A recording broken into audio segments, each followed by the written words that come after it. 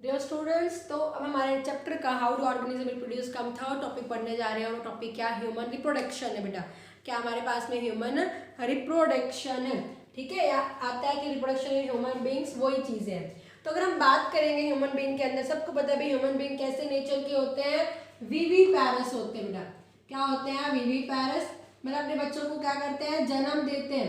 Viviparous का मतलब क्या होता है, who give the birth to a child, who give the birth, जो बच्चों को जन्म देता है उसे हम क्या नाम देते हैं, विविपैरस कहेंगे। क्या कहेंगे, विविपैरस नेचर के हो गए। तो अगर हम इसके अंदर भी बात करेंगे तो वही हम तीन चीजें पढ़ेंगे बेटा इसके अंदर भी। एक हमने क्या कहा, फर्टिलाइजेशन होगा। फर्टिलाइजेशन से पहले हमने क्या कहा भाई, प्री फर्टिलाइजेशन होगा। प्री फर्टिलाइजेशन इवेंट्स हो गए, ठीक है। उसके बाद में क्या होगा, फर्टिलाइजेशन के बाद में क्या होगा, पोस्ट फर्टिलाइजेशन इवेंट्स।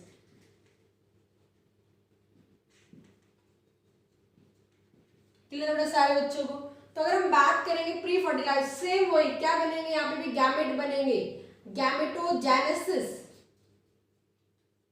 क्या होगी, गैमेट की फॉर्मेशन होगी। और इसके लिए भी हम क्या पढ़ेंगे, पूरा का पूरा ह्यूमन मेल रिप्रोडक्टिव सिस्टम पढ़ेंगे।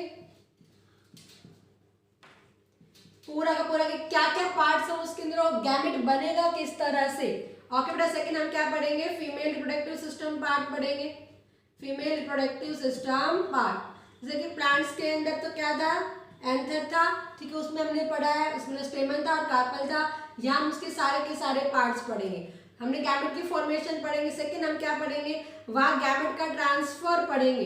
क्या पढ़ेंगे, गैमेट ट्रांसफर। तो यहाँ पर भी हमेशा गैमेट कौन ले, किसके गैमेट जाएंगे, मेल के गैमेट फीमेल के अंदर जाते हैं, ठीक है। तो वो उसको हम क्या कहेंगे, इंसेमिनेशन कहेंगे। क्या कहेंगे, insemination through a process of copulation. ये क्या होगी, ये सब हम डिस्कस करेंगे। कॉपुलेशन मतलब सेक्सुअल इंटरकॉर्स कहा जाता है। इस कोर्स की ड्यूरेशन पर मेल अपने सेमन को, अपने स्पर्म को फीमेल में करे डालेगा। तो क्या हो गया, गैमेट का ट्रांसफर हो गया। तो हमें यहाँ पे देखो टर्म याद रखिए, तो टर्म यूज करेंगे। हम इंसेमिनेशन पढ़ेंगे, male gamete female gamete formation, उनके रिप्रोडक्टिव सिस्टम के बात करेंगे। हमने यहाँ क्या पढ़ी, फर्टिलाइजेशन की किस तरह से फ्यूजन होगा, फ्यूजन ऑफ गैमेट्स हो गया। क्या हो गया, फ्यूजन ऑफ गैमेट्स, और क्या बन जाएगा यहाँ पर, जाइगोट बन जाएगा। क्या बन जाएगा बेटा, यहाँ पर जाइगोट बन जाएगा। अब अगर हम बात करेंगे पोस्ट फर्टिलाइजेशन के अंदर, क्या पढ़ेंगे बेटा हम यहाँ पर, पोस्ट फर्टिलाइजेशन के अंदर हम बात करेंगे।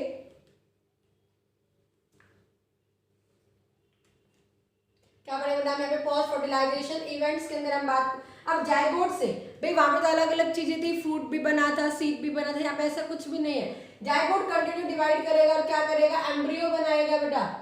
और एम्ब्रियो बनने के बाद एक पूरे बच्चे का जन्म, पूरा बच्चा बनता है, तो उसमें डिफरेंट प्रोसेस आती है। ये जो क्या होगा, इम्प्लांटेशन पढ़ेंगे इसके अंदर हम। क्या पढ़ेंगे, डिफरेंट टर्म्स पढ़ेंगे, याद रखना है कि इम्प्लांटेशन टर्म होगी, एक क्या होगी, गैस्टेशन टर्म होगी। जहाँ बच्चा अपना क्या करेगा, पूरा का पूरा फेस कंप्लीट करेगा, फिर उस बच्चे का जन्म होगा, उसे हम क्या कहेंगे, पार्ट्यूरेशन कहेंगे। क्या कहेंगे, पार्ट्यूरेशन। तो ये सारा हम क्या पढ़ेंगे, पोस्ट फर्टिलाइजेशन इवेंट्स के अंदर पढ़ेंगे। ये हम क्या पढ़ेंगे, फर्टिलाइजेशन, और ये हम क्या पढ़ रहे हैं, pre fertilization event. In the same way हम यहाँ पर भी ये सारी चीजें पढ़ेंगे। तो इसमें टर्म सारी चीजें भी नाम याद करना, क्या चीज है, किस तरह से होगी, वो सारा हम वन बाय वन डिस्कस करते हुए चले जाएंगे। गैमेट बनेंगे, गैमेट का ट्रांसफर होगा, इंसेमिनेशन कहा जाएगा उसे। गैमेट का क्या होगा, फ्यूजन, फर्टिलाइजेशन, यही सब, क्योंकि मेन गैमेट का फर्टिलाइजेशन होगा तो सिंगैमी कह देंगे इसे। आफ्टर दैट जाइगोट से एम्ब्रियो बनेगा, एम्ब्रियो से क्या बनता है, फिटस बनता है, फिटस से क्या बनेगा, इन्फेंट बनता है। तो एम्ब्रियो क्या होता है, यूट्रस में ट्रांसप्लांट होता है, इम्प्लांटेशन कहेंगे। उसकी ग्रोथ पीरियड पूरी होगी, गेस्टेशन पीरियड कहेंगे, फिर उसका जन्म होगा, उसे हम क्या कहेंगे, पार्ट्यूरेशन कहेंगे। क्लियर है बेटा, आगे मेरी बात समझ में। तो ये सारी की सारी टर्म्स हम यहाँ पे इसके अंदर हम ये पढ़ेंगे। अब हम थोड़ा सा आगे आ जाते हैं। इस वीडियो के अंदर हम सीधा मेल फीमेल रिप्रोडक्टिव सिस्टम से शुरू नहीं करेंगे। हमारा यहाँ पे एक इंपॉर्टेंट क्या चीज आती है बेटा, ह्यूमन बीइंग अगर हम बात करेंगे तो ये नहीं कि उसका जन्म होता है तभी उसके अंदर रिप्रोडक्शन की पावर नहीं होती है। उसके अंदर रिप्रोडक्शन की पावर नहीं होती है। वो रिप्रोडक्शन की पावर कब आती है? उसके अंदर प्यूबर्टी स्टेज के अंदर आती है। किसके अंदर आती है बेटा? प्यूबर्टी स्टेज के अंदर आती है। आप 8th क्लास के अंदर पढ़ के आए हो प्यूबर्टी, तो हमें यहाँ पर भी हमारे 10th क्लास के अंदर भी प्यूबर्टी आती है, जिसको एग्जाम में भी पूछा जाता है। बहुत इंपॉर्टेंट है, प्यूबर्टी होगी क्या? तो प्यूबर्टी को हम क्या कहेंगे? It is the stage in which reproductive organs become functional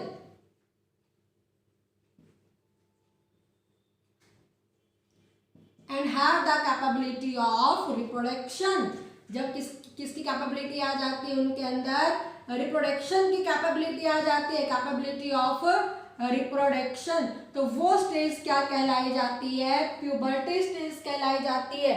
puberty stage से पहले जो मेल या फीमेल होता है उनके अंदर रिप्रोडक्शन की पावर नहीं होती है, वो बच्चे को जन्म दे नहीं सकते हैं। जब वो स्टेज, जब उनकी रिप्रोडक्टिव ऑर्गन फंक्शनल होंगे और रिप्रोडक्शन की कैपेबिलिटी होगी और एक न्यू यंग वंस को बर्थ करेंगे, ठीक है बेटा, वो चीज क्या कहलाई जाएगी? प्यूबर्टी कहलाई जाएगी। क्या कहलाई जाएगी? प्यूबर्टी। तो अगर हम बात करेंगे puberty in male and female, क्या बात करेंगे? मेल एंड फीमेल के बारे में अगर हम बात करेंगे तो मेल में होती है लेट आती है, 12 से 14 साल की ईयर में आती है। लड़के में क्या आती है? जल्दी आ जाती है, 10 से 12 साल की में आ जाती है। लड़के में प्यूबर्टी पीरियड क्या आती है? जल्दी आती है, और मेल में क्या आता है? लेट आता है। ये डिपेंड करता है टेम्परेचर के ऊपर। अगर हम बात करें जो क्लाइमेट जहाँ पे ठंडा है, वेदर ठंडा है, नीदरलैंड स्विट्जरलैंड के अंदर, तो पे 17-18 साल 16 साल तक भी आ जाती है लड़कों में, और लड़के में लेट आती है। मतलब लड़कियों में इस एज में आके 14-13 साल 15 साल इस तरह से आ जाती है। अगर हम जहाँ पे वार्म कंडीशन है, साउथ अफ्रीका है, अपने इंडिया में अगर हम बात करेंगे तमिलनाडु की तरफ, केरला की तरफ हम बात करेंगे, तो वहाँ पर प्यूबर्टी पीरियड जल्दी आ जाता है, 9 से साल में भी आ जाता है। डिपेंड करता है आजकल खाने पीने के ऊपर, इन सब के ऊपर डिपेंड करेगा। पर अगर हम एवरेज बात करेंगे तो लड़कों में लेट आती है 12 से 14 साल की उम्र में, लड़के में 10 से 12 साल की उम्र में प्यूबर्टी की स्टेज में आ जाती है। इस प्यूबर्टी स्टेज के अंदर डिफरेंट चेंजेस होंगे बेटा, और उन चेंजेस जो अपीयरेंस होंगे हम क्या नाम देंगे? सेकेंडरी सेक्सुअल कैरेक्टर्स कहेंगे। क्या नाम देंगे बेटा हम? सेकेंडरी सेक्सुअल कैरेक्टर्स कहेंगे। और इनके अंदर इसी टाइम पे किसकी डेवलपमेंट होगी बेटा? सेकेंडरी सेक्सुअल कैरेक्टर्स की डेवलपमेंट होती है।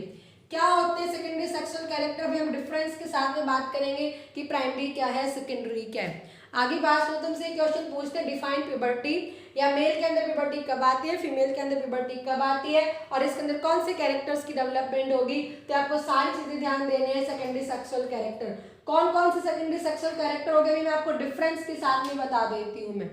क्लियर है बेटा? आगे मेरी बात समझ में? तो अब अगर हम थोड़ा सा आगे चलते हैं, और याद रखना बेटा प्यूबर्टी एकदम से नहीं आती है, प्यूबर्टी चेंजेस एकदम से नहीं आएंगे, धीरे धीरे धीरे चेंजेस आते हैं। ठीक है बेटा? अभी हम थोड़ा सा डिस्कस करते हैं, फिर से हम हमारे टॉपिक के पास जाएंगे। तो अगर हम बात करेंगे यहाँ पे पढ़ने के लिए, एक होता है प्राइमरी सेक्सुअल कैरेक्टर्स और एक होता है सेकेंडरी सेक्सुअल कैरेक्टर, जो भी मैंने आपको बताया। एक क्या होगा? प्राइमरी सेक्सुअल कैरेक्टर, और एक क्या होगा? Secondary sexual character.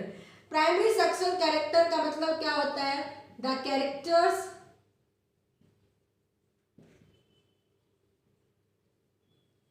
which are present at the time of birth,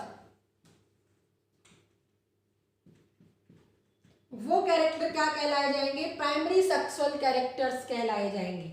और सेकेंडरी सेक्सुअल कैरेक्टर का मतलब क्या होगा? The characters which appear after puberty, puberty आने के बाद में जब आने शुरू होते हैं, वो कैरेक्टर क्या कहलाए जाएंगे? सेकेंडरी सेक्सुअल कैरेक्टर कहलाए जाएंगे। भाई एक बच्चे का जन्म हुआ, बच्चे का जन्म हुआ, और आपने क्या कहा कि भाई लड़का है या लड़की है, कि बॉय है या गर्ल है, और आपने उसके किस कौन से ऑर्गन देख के बताया? उसका सेक्स ऑर्गन। भाई लड़के का सेक्स ऑर्गन है तो आपने क्या कह दिया? बॉय, और ये क्या कह दिया? लड़की है। तो ऐसे कैरेक्टर, मतलब जो कैरेक्टर बर्थ के टाइम पे उसे हमने क्या नाम दिया? Primary sexual character. अब लड़का या लड़की आपने देख के तो बता दिया भाई क्या है कि लड़का है, उसके सेक्स ऑर्गन के अकॉर्डिंग उसे बता दिया, बट आपने उन बच्चों को कपड़े पहना दिया, ठीक है, और आपने उन कपड़ों को पहना दिया तो कोई बता नहीं सकता कि पूछते लड़का या लड़की है, वो बताता है कि भाई ये वाला है लड़का।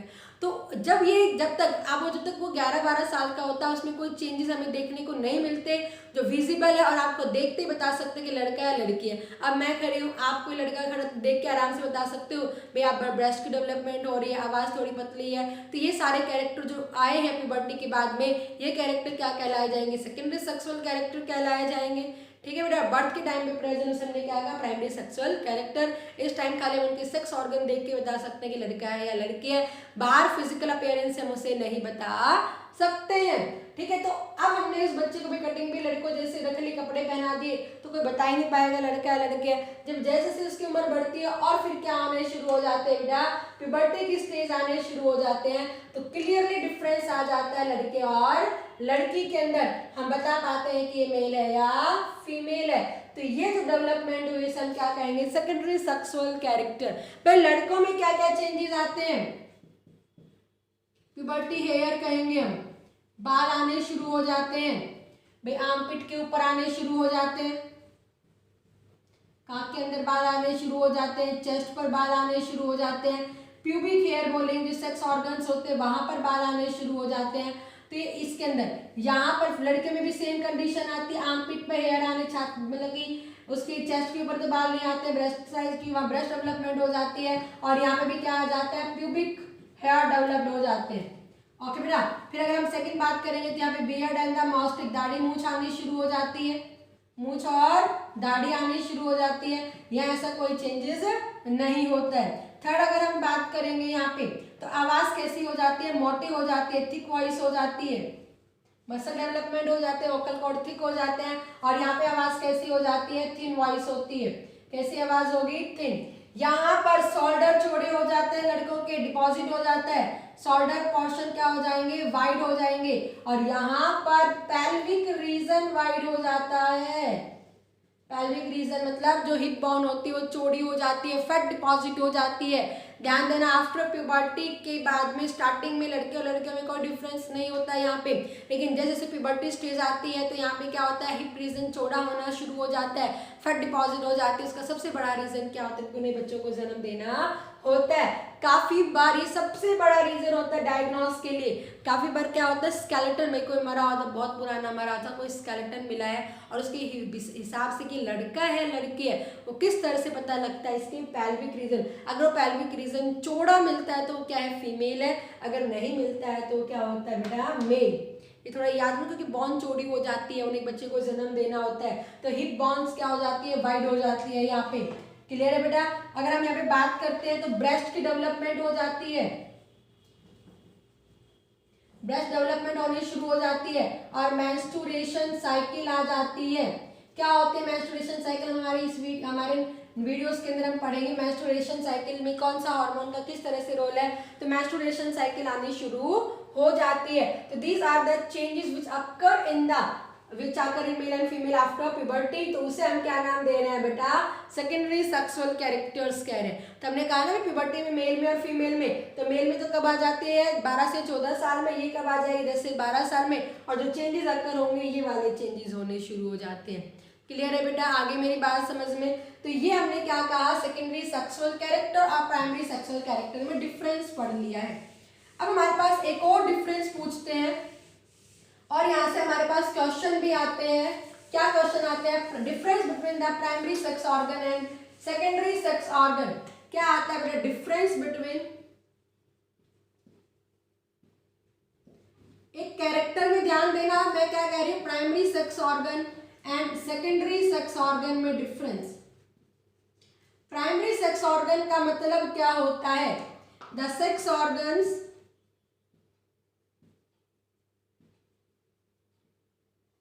which produce gametes, जो मेनली गैमेट को प्रोड्यूस करेंगे। तो आपको भी आपने नॉर्मल पढ़ रखा होगा, मेल रिप्रोडक्टिव सिस्टम भी पढ़ रखा है और आपने फीमेल रिप्रोडक्टिव सिस्टम भी पढ़ रखा है। आपने यहाँ पे पढ़ रखा होगा टेस्टिस पढ़ रखा है, वासा डिफरेंशिया पढ़ रखा होगा, आपको हम सब बताएंगे आपको।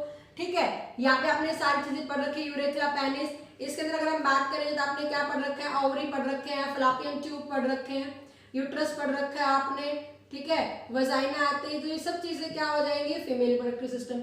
तो यहाँ पे इन ऑर्गन्स है सारे के सारे, the organ which produce the gamete, जो गैमेट को प्रोड्यूस करेगा उसे हम प्राइमरी सेक्स ऑर्गन कहेंगे। तो जो टेस्टिस एंड ओवरी होता है वो कौन से ऑर्गन कहलाए जाएंगे, प्राइमरी सेक्स ऑर्गन। ये हमारे एनटीएससी में क्वेश्चन पूछा गया है कि which one is known as the primary sex organ. तो आपको याद रखना है कि प्राइमरी सेक्स ऑर्गन मेल में पूछेंगे, हम इस तरह से डिनोट करते हैं मेल को, और ये क्या कह देंगे, फीमेल। कि मेल में तो क्या हो जाएंगे टेस्टिस, और फीमेल में क्या हो जाएंगी, ओवरी। बाकी जितने भी ऑर्गन बच गए हैं इन ऑर्गन्स को हम क्या कहेंगे, secondary sex organ. Means which only transport the gamete, form नहीं करेंगे, क्या करेंगे, गैमेट को ट्रांसपोर्ट करेंगे। जो पाथवे है वो क्या कहलाया जाएगा, सेकेंडरी सेक्स ऑर्गन। अगर हम मेल में बात करेंगे तो मैं आपको mail and female reproductive system बताऊंगी, मैं बता दूंगी जो जो बच गए ऑर्गन, वासा डिफरेंशिया, यूरेथ्रा, पेनिस,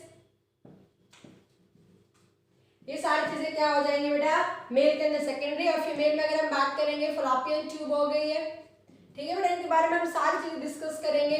यूट्रस हो गया है, वजाइना हो गया है, ये सब चीजें क्या कहलाई जाएंगी, सेकेंडरी सेक्स ऑर्गन्स कहलाई जाएंगी। तो ये चीजें भी आपको याद रखनी है, primary sex organ and secondary sex organ के बारे में। तो खाली हमारा छोटा सा बेसिक्स था, जहां हमने क्या पढ़ा है कि भाई ये सारी चीजें चेंजेस कब आएंगे, प्राइमरी सेक्स ऑर्गन क्या है, सेकेंडरी सेक्स ऑर्गन क्या है, प्राइमरी सेक्सुअल कैरेक्टर क्या है, और सेकेंडरी सेक्सुअल कैरेक्टर क्या है। तो हमारे नेक्स्ट वीडियो के अंदर ह्यूमन रिप्रोडक्टिव में मेल रिप्रोडक्टिव सिस्टम पढ़ेंगे, देन फीमेल रिप्रोडक्टिव सिस्टम पढ़ेंगे हम, और उसके बाद में हम क्या पढ़ेंगे, सारी इंसेमिनेशन, फर्टिलाइजेशन किस तरह से क्या होती है। बड़ा इंटरेस्टिंग टॉपिक है, इसको थोड़ा ध्यान से पढ़ना, इसको दूसरे वे में मत लेके जाना, क्योंकि हम इसमें आपको सारे पार्ट्स वगैरह मेल फीमेल रिप्रोडक्टिव सिस्टम के हर चीज़ को डिटेल के अंदर बताएंगे। तो कोई इस तरह का कोई वल्गर मैसेज नहीं होना चाहिए, ये याद रखना। हमारा जो ये है मेन, हम पढ़ाई से रिलेट कर रहे हैं, तो इसको पढ़ाई मतलब क्या एजुकेशन पॉइंट व्यू से ही आपको इस टॉपिक को पढ़ना है। क्लियर है बेटा, आगे मेरी बात समझ में, तो याद रखना। तो हमने यहाँ पे क्या पढ़ा आज के लेक्चर के अंदर, ध्यान देंगे रिप्रोडक्टिव सिस्टम के अंदर। सबसे पहले हमने बेकअप बात की, सारे की सारी जो चीजें होंगे वो कब आएंगी, प्यूबर्टी के अंदर आएंगी। प्यूबर्टी वो स्टेज होती है जहाँ पे रिप्रोडक्टिव ऑर्गन फंक्शनल हो जाते हैं और रिप्रोडक्शन की कैपेबिलिटी आ जाती है। मेल एंड फीमेल के अंदर हमने देखा, मेल में अगर हम बात करेंगे तो 12 से 14 साल के अंदर, और फीमेल में अगर हम बात करेंगे तो 10 से 12 साल के अंदर आ जाता है। एनवायरमेंटल पे बिल्कुल इफेक्ट करता है, हार्मोनल ज़्यादा जल्दी काम करने शुरू कर देते हैं, टोटल हार्मोनल बेस्ड होते हैं। मेल के अंदर आपको पता है टेस्टोस्टेरोन इज रिस्पॉन्सिबल, और फीमेल के अंदर एस्ट्रोजन इज रिस्पॉन्सिबल। क्लियर है बेटा सारे बच्चों को। फिर हमने यहाँ पे क्या पढ़ा, और जो भी प्यूबर्टी आती है एकदम से नहीं आएगी, टाइम लगता है। स्टार्टिंग में नहीं पूरी मूछें आ जाती, पूरी दाढ़ी आ जाती है। जो आपका भी पीरियड चल रहा है, प्यूबर्टी पीरियड चल रहा है, एक दो बाल इधर आए, एक दो बाल इधर आए, फिर थोड़ी थोड़ी मूछ आने शुरू हो जाती है, ऐसे इधर बाल आने शुरू, एक एक दो बाल इस तरह से आने शुरू हुए, ब्रेस्ट आती है धीरे धीरे धीरे धीरे, फिर नॉर्मल मैच्योर हो जाती है। तो ये सारे एकदम से कोई चेंजेस नहीं आते हैं बेटा, धीरे धीरे चेंजेस आता है। एक पीरियड होता है एडोलेसेंस का पीरियड होता है, एडोलेसेंस। तो प्यूबर्टी और एडोलेसेंस में डिफरेंस है। प्यूबर्टी वो स्टेज जहाँ पे शुरुआत हुई है, और ये पीरियड जब तक चलता रहता है उसे हम क्या नाम देंगे, एडोलेसेंस कहेंगे। 18 साल तक नॉर्मली चलता है, तो इसे हम क्या नाम देंगे, एडोलेसेंस पीरियड कहते हैं। क्लियर है बेटा। प्राइमरी सेक्स ऑर्गन जो गैमेट को बनाएंगे, ओनली फॉर्म करेंगे, टेस्टिस एंड ओवरी, बाकी जो भी ऑर्गन रह जाएंगे उन्हें हम सेकेंडरी सेक्स ऑर्गन्स कहेंगे। फिर अगर हम बात करते हैं यहाँ पे, तो हमने ह्यूमन बीइंग के अंदर वो pre fertilization event, fertilization and post fertilization पढ़ेंगे। प्री फर्टिलाइजेशन में गैमेट का फॉर्मेशन, जहाँ male and female reproductive system पढ़ेंगे, उनके पार्ट्स के बारे में पढ़ेंगे, किस तरह से गैमेट बनेंगे, हम सारी चीज़ें पढ़ेंगे। उसके बाद हम क्या पढ़ेंगे, किस तरह से गैमेट का ट्रांसफर हुआ, प्लांट में पॉलिनेशन से होता है, तो इंसेमिनेशन से होगा, ठीक है, इंसेमिनेशन होगा, वाई कॉपुलेशन प्रोसेस से होगा, देन फर्टिलाइजेशन हो जाएगा, और उसके बाद में क्या हो जाता है बेटा, यहाँ पे अगर हम बात करेंगे नेक्स्ट, तो यहाँ पे इसके बाद में क्या हो जाएगा, पोस्ट कि एम्ब्रियो ट्रांसप्लांट करेगा, इम्प्लांटेशन होगा, गेस्टेशन पीरियड होगा, बच्चे का जन्म होगा। ठीक है बेटा, तो नेक्स्ट वीडियो के अंदर हम पढ़ेंगे मेल रिप्रोडक्टिव सिस्टम।